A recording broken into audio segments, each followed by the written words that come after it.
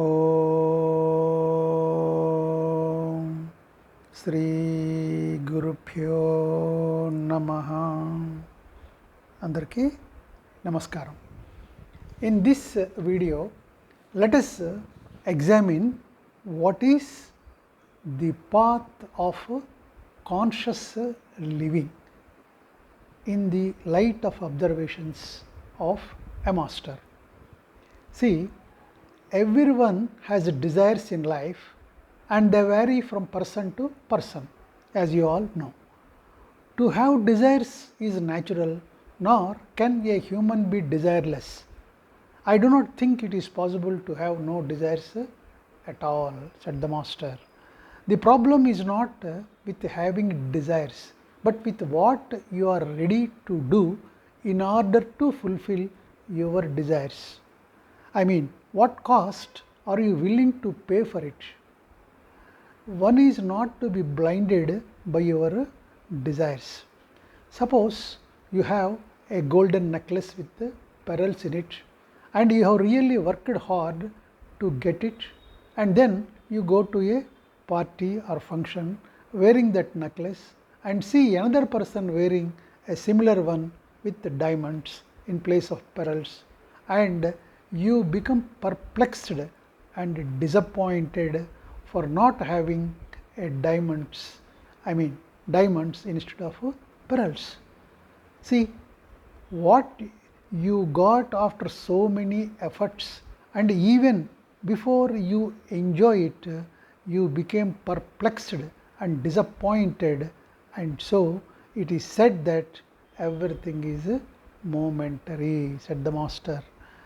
These things are not permanent or stable, and this is what I was basically saying, that you may have desires, but each desire has its own cost. Please remember, my dear. Once I had told you something, that a survey was conducted in some hospitals in the USA where there were terminal patients. In the survey, they were asked a few questions like, how was your life, how do you feel now, etc. And one of those questions was, what is the biggest regret of your life? None of the people responded or wrote that they were not able to earn enough in life, or I am sad that I could not get enough respect and popularity. No patient on the deathbed wrote that he regretted for not having a better car or wished a bigger house. No one has written. Almost 99% people, the patients wrote that they regretted for not spending time with their family. I was so busy in my work and so trapped in my desires that I could not value the love and feelings of those who really loved me. I did not spend time with them. I did not spend time with my spouse, children, parents, etc. This was everyone's number one regret, my dear. When I could make things right, I let years pass and did not make peace with them. Nobody said that he did not earn money or wish my bank balance was so and so instead of so and so. So, till the time the humans are living, they do not realize the value of life, and also that it is not infinite and it will end one day, my dear. Everyone will have one moment in the life when after breathing once, they won't be able to breathe again. We should always remember that moment is inevitable and live our life accordingly, my dear, said the master. Then what will you require to be happy? The question arises. The hustle that we have created in our life or lives is not the work of wise people. This behavior does not suit the philosophers and intellectuals, that they are constantly engaged in a hassle.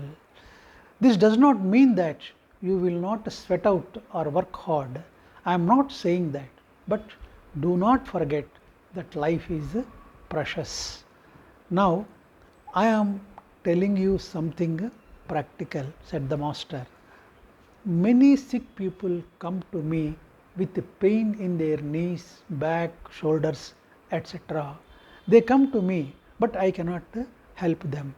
One major reason that everyone tells me is the lack of time for exercising.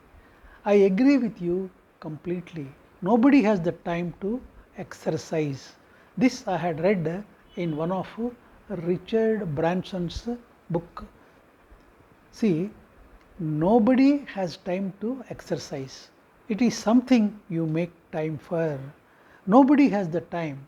You have to find time. You won't have time ever. If you want to do something good, you have to give it time. You have to burn yourself, which is not pleasurable. Pleasure comes later. That is the practice, and practice is about spiritual contemplation or practices. So, you have to find time for everything you find valuable. You need to find time for accomplishing anything you want. If you do not exercise, nobody can help you. No one can give you any magic pill that you can pop and be fit in a very short time. Once a couple with their son went to a big town for the first time. There they saw an elevator which they were seeing for the first time, which they had not seen it before. So they were astonished to see the elevator door open and an old lady going in. They also saw the numbers being displayed and were thinking as to what was happening. So they tried to ask the people around, and looking at their attire, no one took them seriously. The lady who had climbed the elevator had to go to the 28th floor. Another lady who was an younger one takes the elevator down from that 28th floor. So, as the door opens, the man outside is surprised and tells his son that 20 years were reduced, and asks him to call his mother to be sent in the elevator, because the number displayed outside represents the number of years reduced from the lady's age. So, call your mother. Just it is a joke. So, no such magic is going to happen ever. If something of this sort appears like it appear to the man, then if something of this sort appears like it appeared to this man, then it is merely an illusion. You have to you have magic in your life, and everybody is a magician, please remember. But you need to learn that art. Then each second of your life will be filled with thrill. Nothing changes. One day you will wake up and are unhappy the whole day, and another day you wake up and you are happy the whole day. The others looking at you are also surprised at this. This is about the mind.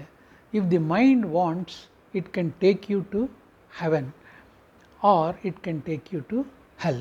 But the path is, but the path in between, which is called the path of alertness, that you do not listen to your mind every time, that is significant. But it is noticeable here that when the mind is creating noise, nothing helps you.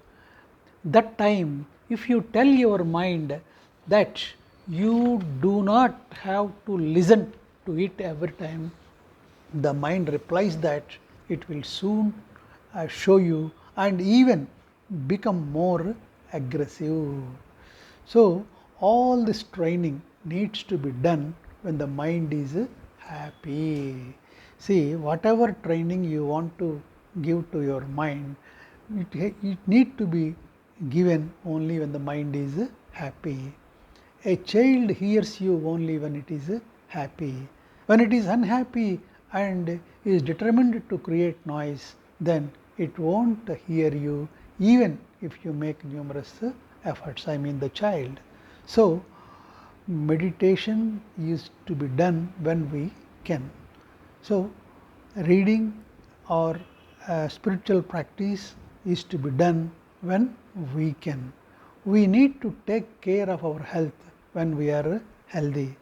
When we can exercise, not when we are sick, then no efforts work.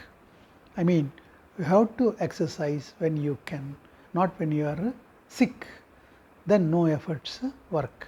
So, when life is moving smoothly, do not forget this. So, instead of crying, do something worthwhile with your life. Do something more productive in life, and that is the way to the path of conscious living, my dear, concluded the master. So, thank you all.